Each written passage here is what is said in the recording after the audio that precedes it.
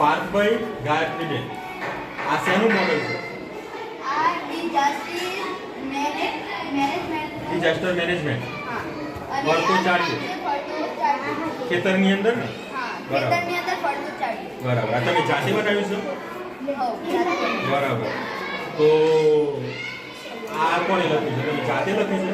હા, જાતે. બરાબર બરાબર બરાબર. તો આ શું છે અમને સમજાવશો તમે? હા.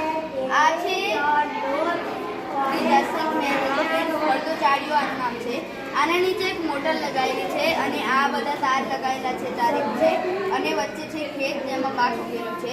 હવે જો કોઈ ગાય ઢોર ભેંસ કે રોસડા જેવું કોઈ આવે અને જો આ બે તારને ભેગા કરવા મતલબ અહીંયાથી આવીને પછી આમ અથડાય તો પછી આ ઓમ ભેગું થઈને પછી આને ફેરવશે તાર ભેગા થાય એટલે પછી આ જે છે એ ફરક બરાબર ને? પણ આવું તો ઘણા બધા ખેતરની અંદર જોવા મળે છે કે જો પુત્રો મૂકેલો હોય એની અંદર ના એની અંદર શું તફાવત છે? એની અંદર અને આની અંદર એ તફાવત છે કે આ ગોળ ગાયત્રીબેન તમે બોલો નહીં કઈ? અને પેલો ઊભો રહે છે એટલા માટે ઢોર એમથી જુદા નથી. એટલે આ ગોળ ગોળ ફરે છે એટલે એના કારણે ફેરફાર છે બરાબર બરાબર. તો આ ઘાસ છે, પાક છે ખેતરનું, આ પૂતળું છે, આ તાર છે બરાબર. આ શું છે? આ શું છે?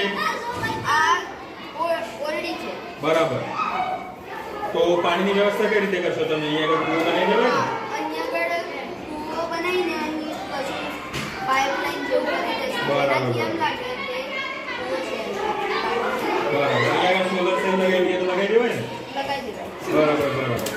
અહીંયા આગળ આ ઘાસ બહુ ઓછું દેખાય છે તો જો ઘાસ લીલોતરી દેખાતી હોય તો કાગળના કપની અંદર ઘાસ જે ઉપાડી અને ભરી માટીમાં કપમાં મૂકી અને એ આગળ મૂકીએ તો લીલોતરી જેવું લાગે ને?